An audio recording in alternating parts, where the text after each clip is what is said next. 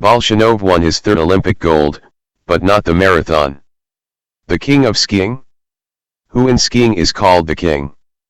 These are not just pretty words, but a prestigious title, even if it is unofficial. It appeared in 1954 at the World Championship in Falun, Sweden. Soviet skier Vladimir Kuzin won first the 30 km race and then 50 km 2 days later. Impressed by Kuzin's performance, King Gustav VI of Sweden gave him a cup with the inscription "To the King of Ski from the King of Sweden." After that the term gained popularity, especially in the USSR and Russia. A king is an athlete who has won 30 and 50 kilometers at one major start, the Olympics or the World Championships. Bolshunov was hindered by the weather for the full-fledged title of King of Skiing. Bolshunov won the skiathlon in Beijing 2022 in knockout style, breaking away from the very first kilometer and giving everyone more than a minute to finish with a flag. The victory in the 30 kilometers race opened the way to the prestigious King's title. In addition, the statistics are in favor of Alexander. In all the races of the Games, both in Pyeongchang and in Beijing, he always ended up on the podium. Before the freestyle marathon, we also believed that Bolshunov would achieve a unique achievement. It turned out that the main obstacle on the way to greatness was not Johannes Klæbo's magnificent finish or Simon Hagstad Kruger's top form, but the weather.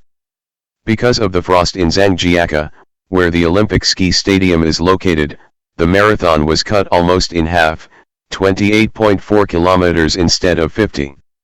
Russia, for some reason, was afraid that the race was shortened specifically for Klæbo, although the distance is far from his crowning sprint. The Norwegian stopped even at 13 kilometers and quit just before the 20-kilometer mark. Bolshunov controlled the situation during the race. He kept ahead of the group, sometimes he led and changed the pace. 6 kilometers before the finish, 10 skiers stayed in the lead, including all our guys, Bolshunov, Spitsov, Maltsev, and Yakimushkin. His main rival was Kruger, who had missed the whole Olympics because of a positive test for COVID, but was in time for the marathon. As a result, he fought with Bolshunov till the last moment. But still he could not resist. He was sensationally left behind by Yakimushkin, who took silver.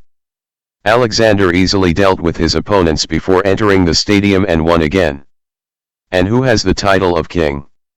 Back in 1926, Finnish Matti Raivio was named king. Before the 30 kilometers distance was removed from major tournaments, it returned in 1954. Raivio's advantage at his home world championship in Lahti was impressive. No one came close to him by more than 6 minutes, and he won the marathon in even more extreme conditions than they were in Beijing today, in -30. After Kuzin, the king was waited for 26 years. And he showed up at the 1980 Olympics in Lake Placid. The Soviet skier Nikolai Zhemyatov had a perfect tournament. He won both long races and took the relay gold together with the team.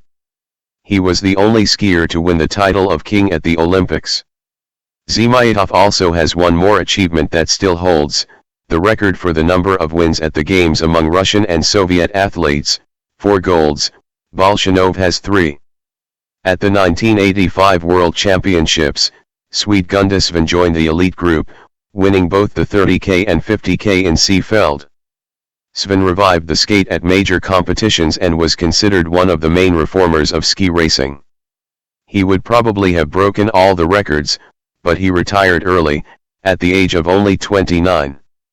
The 1999 World Championships in Ramsau was a great success for the Finnish skiers. The 1998 Nagano champion Mika Mulla took medals in all individual races, including the longest. He was even named Finland's Athlete of the Year for his super performance. But 2 years later he was disqualified during the cleanup of the national team at the World Championship in Lahti. However, the titles were not taken away from Mulla. Petter Northug of Norway is the most decorated skier of the World Championships and the only skier in the history who managed to be crowned king twice. Defending the 30 and 50 kilometers titles is almost unreal, but Northug managed to do it. Petter did marathon doubles in 2009 and 2011. Between the two successful world championships there was also room for an Olympic gold medal in the 50. Surprisingly, the most successful skier in the history of the Olympics, Norwegian Bjørn Dæhlie, did not have an unofficial title. He came close to winning several times, in Albertville 1992, silver and gold, at the 1993 World Championships, gold and bronze, the 1995 World Cup, 2 silvers, and the 1997 World Cup, silver and bronze. Russia's Yevgeny Dementayev could have been another king, winning the skiathlon in Turin in 2006 and finishing second in the marathon just 0.8 seconds off the gold. Now Bolshunov is close to the title. Or is the winner of the 2 longest races of the game still the king?